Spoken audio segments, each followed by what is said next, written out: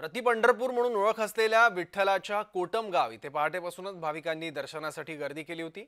यावेळी विठुरायाच्या दर्शनासाठी आलेल्या दिंड्यांना आणि भाविकांना येवला व्यापारी महासंघाने खिचडी, राजगिरा लाडू आणि पाण्याचे पाऊच दिले आहेत।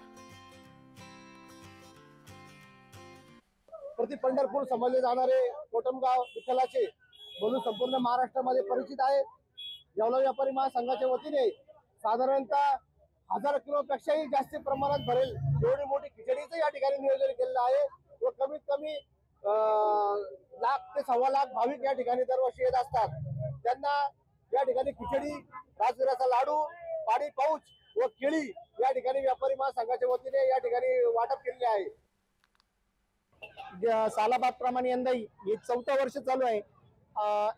साबुदाणा खिचडी, राजगिरा लाडू, त्याचप्रमाणे पाणी पाऊच व केळी ही येणाऱ्या सर्व दिंड्यांसाठी फराळाची व्यवस्था इथे केलेली आहे। चांदवड, मनमाड, विंचूर, लासलगाव, सिन्नर, येवला तालुका, वैजापूर, कोपरगाव या सर्व तालुक्यातून दिंड्या या इथे येत असतात।